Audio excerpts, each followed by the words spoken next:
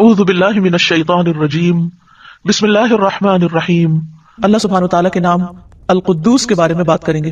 قدوس جو نہایت پاکیزہ ہے، ہر نقص سے، ہر عیب سے، ہر کمی سے، ہر طرح کے شرک سے، ہر طرح کی خطا اور نسیان سے، وہ جو اپنی ذات میں بابرکت ہے، عظیم ہے، اسی کے آگے زمین و آسمان کی ہر چیز جھکی ہوئی ہے۔ ہمارا اس کے ساتھ کیا تعلق ہونا چاہیے، اس پر کیسا ایمان ہونا چاہیے، کیسا اعتماد ہونا چاہیے، آج ہم اس پر انشاءاللہ بات کریں گے۔ اللہ سبحانہ تعالیٰ کی قدوسیت کا اظہار فرشتوں نے بھی کیا تھا۔ قرآن مجید میں آتا ہے، فرشتوں نے کہا وَنَحْنُ نُسَبِّحُ بِحَمْدِكَ وَنُقَدِّسُ لَكَ، ہم تیری تعریف کے ساتھ ہر عیب سے تیرا پاک ہونا بیان کرتے ہیں، تیری پاکیزگی بیان کرتے ہیں۔ تسبیح میں ہر عیب سے پاک بیان کرنا اور تقدیس میں پاکیزگی اور طہارت کا اظہار کرنا مقصود ہے۔ قدس کے معنوں میں طہارت و پاکیزگی بھی آتی ہے۔ اللہ سبحانہ تعالیٰ القدوس ہے، جو خود اپنی ذات میں، اپنی صفات میں، اپنے افعال میں، ہر چیز میں پاک ہے، ہر عیب سے بالا تر ہے، اور اسی طرح وہ پاک کرنے والا بھی ہے۔ جیسا کہ جنت کے لیے بھی یہ لفظ استعمال ہوتا ہے جو پاکیزگی کا مقام ہے۔ حدیث میں آتا ہے، رسول اللہ صلی اللہ علیہ وسلم نے فرمایا، جو قدرت کے باوجود شراب ترک کر دیتا ہے، اللہ تعالیٰ فرماتے ہیں کہ میں اس کو ضرور حضیرت القدس یعنی پاکیزگی کے مقام یعنی جنت کی شراب پلاؤں گا، اور جو ریشم کو باوجود قدرت رکھنے کے یعنی وہ خرید سکتا ہے، پہن سکتا ہے، لیکن اس کو ترک کر دیتا ہے، یا مردوں کے لیے خاص طور پر، تو میں ضرور اس کو حضیرت القدس یعنی پاکیزگی کے مقام جنت میں سے ریشم پہناؤں گا۔ اسی طرح ہم دیکھتے ہیں کہ جبریل علیہ السلام کا نام بھی روح القدس ہے۔ قل نزلہ روح القدس من ربک بالحق، کہہ دیجئے اسے روح القدس نے تیرے رب کی طرف سے حق کے ساتھ تھوڑا تھوڑا نازل کیا ہے۔ اسی طرح تقدیس کا مطلب تطہیر، پاک کرنا ہے، جیسا کہ ہم نماز میں دعا کرتے ہیں، اللہم باعد بینی و بین خطایایا کما باعدت بین المشرق والمغرب ونقنی من الخطایا کما ینقی الثوب الابیض من الدنس اللہم اغسل خطایایا بالماء والثلج والبرد، اے اللہ میرے اور میرے گناہوں کے درمیان ایسی دوری کر دے جیسی تو نے مشرق اور مغرب کے درمیان میں کی ہے۔ اے اللہ مجھے گناہوں سے پاک کر دے جیسے صاف کپڑا میل کچیل سے پاک صاف کیا جاتا ہے۔ اے اللہ میرے گناہوں کو پانی، برف اور اولوں سے دھو ڈال۔ کسی چیز کو پاک کرنے کے 3 درجے ہوتے ہیں۔ نمبر 1، اس کو دور رکھنا، دور کرنا، یعنی اس چیز سے دور کرنا جو اس کے لیے ناپاکی کا سبب ہے، گندگی کا سبب ہے۔ نمبر 2، گندگی کو ہٹا دینا، جیسے یہاں پر کہا گیا کہ مجھے گناہوں سے پاک کر دے، یعنی جس طرح میلا کپڑا پاک کیا جاتا ہے، یعنی اس کو اس سے نکال دے۔ اور تیسرا یہ ہے کہ اس کو دھونا اور صاف کرنا، میرے گناہوں کو برف سے، پانی سے اور اولوں سے دھو ڈال۔ تو اسی طرح اللہ سبحانہ تعالیٰ سے ہم دعا کرتے ہیں کہ وہ ہمارے گناہوں کو دھو ڈالے اور ہمیں ہر طرح کے عیب اور ان چیزوں سے بچائے جو ہمارے لیے دنیا اور آخرت میں شرمندگی کا باعث بننے والے ہوں۔ اسی طرح اس لفظ کے معنی میں برکت اور خیر کثیر بھی آتا ہے، جیسے ارض مقدس کو ارض مبارکہ بھی کہا گیا ہے، یعنی وہ جگہ جہاں اللہ سبحانہ تعالیٰ نے بہت برکتیں رکھ دی، جس کا ذکر قرآن مجید میں بھی آتا ہے، سبحان الذی اسری بعبدہ لیلا من المسجد الحرام الی المسجد الاقصی الذی بارکنا حولہ، پاک ہے وہ جو رات کے ایک حصے میں اپنے بندے کو حرمت والی مسجد سے بہت دور کی اس مسجد تک لے گیا جس کے ارد گرد کو ہم نے برکت دی ہے۔ تو وہ جگہ مبارک ہے اور اس کو ارض مقدس بھی کہا گیا۔ تو تقدیس جو ہے وہ برکت کے معنوں میں بھی استعمال ہوتا ہے، یعنی اللہ سبحانہ تعالیٰ کی ذات بابرکت ہے اور برکتیں عطا کرنے والی بھی۔ قرآن مجید میں اللہ سبحانہ تعالیٰ کے اس نام کا 2 بار ذکر آیا ہے، ایک تو هو اللہ الذی لا الہ الا هو الملک القدوس، الملک القدوس السلام المؤمن المہیمن العزیز الجبار المتکبر سبحان اللہ عما یشرکون، وہ اللہ ہی ہے جس کے سوا کوئی معبود نہیں، وہ بادشاہ ہے نہایت پاک، سلامتی والا، امن دینے والا، نگہبان، سب پر غالب، اپنی مرضی چلانے والا، بے حد بڑائی والا، پاک ہے اللہ اس سے جو وہ شریک ٹھہراتے ہیں۔ اور دوسرے سورۃ الجمعہ میں یسبح للہ ما فی السماوات وما فی الارض الملک القدوس العزیز الحکیم، آسمانوں اور زمین میں موجود تمام مخلوق اس کی تسبیح کر رہی ہے جو بادشاہ ہے، مقدس ہے، غالب ہے، حکمت والا ہے۔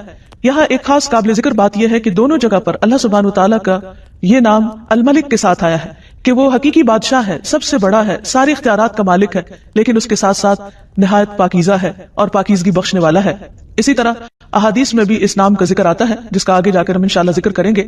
تو یہاں پر خاص طور پر جو چیز ہمیں سمجھنی چاہیے وہ یہ کہ انسان ہمیشہ سے اپنی فطرت میں خیر پسند ہے، اللہ سبحانہ تعالیٰ نے اس کو خیر اور بھلائی پر پیدا کیا، اس لیے انسان اپنی ذات میں اس بات کا تقاضا کرتا ہے کہ وہ کسی ایسی ہستی کو جانے جو ہر عیب سے پاک ہو۔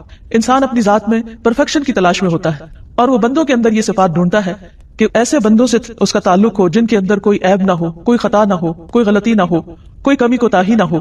لیکن حقیقت یہ ہے کہ یہ ساری صفات تو صرف اللہ سبحانہ تعالیٰ کے اندر ہی ہیں۔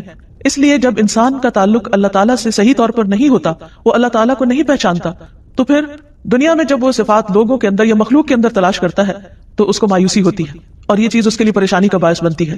تو اللہ سبحانہ وتعالیٰ نے اپنے بندوں کو مایوس نہیں کیا.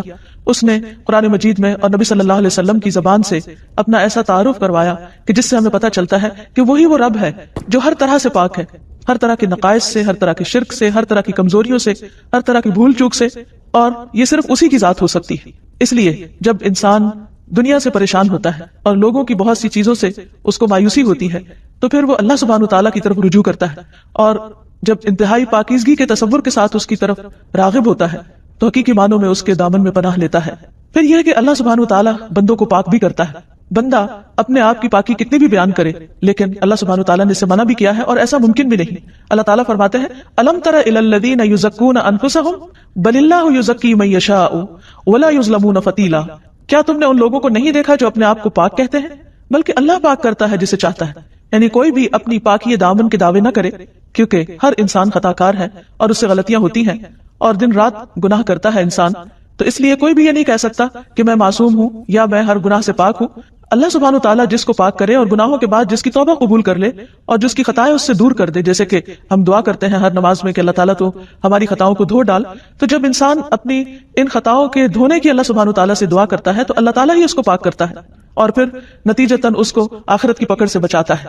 پھر یہ بات بھی یاد رہے کہ جو اللہ تعالیٰ کی پاکی بیان کرے گا اللہ تعالیٰ اس کو پاک کرے گا. ابو برزہ اسلمی کہتے ہیں کہ رسول اللہ صلی اللہ علیہ وسلم اپنے آخری ایام میں جب کسی مجلس سے اٹھتے تو یہ کلمات کہتے سبحانک اللہم و بحمدک اشہد ان لا الہ الا انت استغفرک و اتوب الیک. تو ایک آدمی نے آپ سے پوچھ لیا کہ اے اللہ کے رسول صلی اللہ علیہ وسلم، آپ آج کل وہ کلمات کہتے ہیں جو آپ نے پہلے کبھی نہیں کہے.